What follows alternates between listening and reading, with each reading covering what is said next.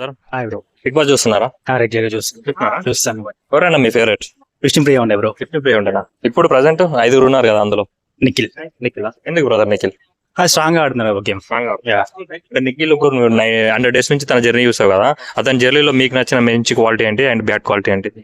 ఏముంది bro, games మంచిగా ఆడుతున్నాడు, ఆట మంచి చూపిస్తున్నాడు.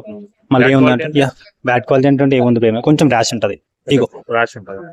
ఓకే బ్రదర్, ఇప్పుడు గౌతమ్ కూడా టాప్ 1 లో ఉండే ఛాన్సెస్ ఉంది అంటున్నారు. గౌతమ్ వర్సెస్ నిఖిల్ అంటున్నారు గేమ్ అంటే టైటిల్.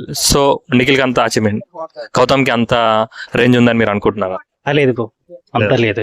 బట్ చాలా మంది ఏమన్నారంటే గౌతమ్ బజ్ పెరిగింది, గౌతమ్ ఇప్పుడు టాప్ 1 లో వచ్చే అవకాశాలు ఎక్కువ ఉన్నాయి, నిఖిల్ కి తగ్గ కాంపిటీషన్ ఇస్తున్నారు అంటున్నారు. మీకు అసలు గౌతమ్ గేమ్ ఎలా అనిపించింది ఇన్ని రోజులు అండ్ గౌతమ్ మీద మీ ఒపీనియన్ ఏంటి? అంటే గౌతమ్ లాస్ట్ సీజన్ లో భయం బాగా ఆడలే కదా బ్రో, సో ఈసారి వచ్చి కొంచెం ఇంప్రూవ్ అయ్యాడు. నిఖిల్ కన్నా అయితే బెటర్ కాదు. బెటర్ కాదు అంటారా? ఓకే బ్రదర్, ఇప్పుడు మరి ప్రేరణ గేమ్ ఎలా అనిపిస్తుంది? పేరు సూపర్ బ్రో, రేట్ నుంచి. ఓకే, ప్రేరణలో మీకు నచ్చిన బెస్ట్ క్వాలిటీ అంటే ఏం చెప్తారు అండ్ బ్యాడ్ క్వాలిటీ అంటే ఏం చెప్తారు?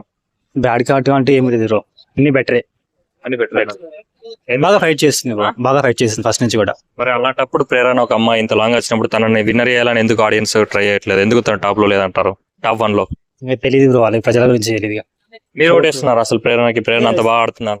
వేస్తాను పక్కా వేస్తాను. మరి నిఖిల్ విన్నర్ అవ్వాలని నిఖిల్ ఓటేస్తారు. ఎంతైనా ఉంటది కదా బ్రో, బాయ్స్ అన్నప్పుడు సపోర్ట్ చేయాలి కదా లేదు కింద. సో ఓకే బ్రదర్, మరి ఇప్పుడు ముక్క అవినాష్ కూడా ఫైనలిస్ట్ అయ్యాడు. తన ఆటతో తన కామెడీతో ఇంత లాంగ్ వచ్చాడు.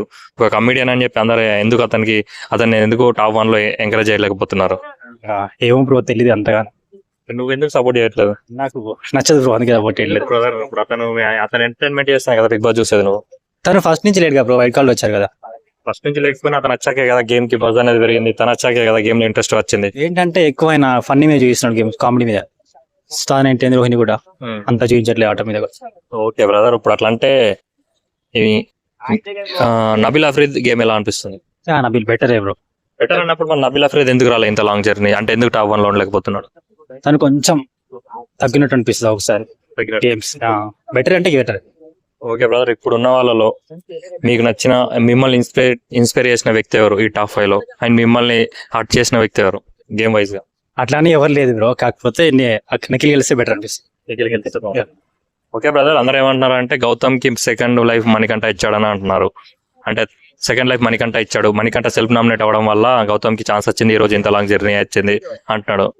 సో ఇప్పుడు మీరు ఏం చెప్తారు గౌతమ్ యొక్క లైఫ్ స్టైల్ ని? అట్లానే ఏం లేదు బ్రో, సెల్ఫ్ నామినేట్ మాత్రం ఉంటుందా? సో అతను సొంతంగానే గెలిచాడు అంట. అది మణికంఠ తప్పు కదా నామినేట్ చేసుకోవడం. Thank you brother.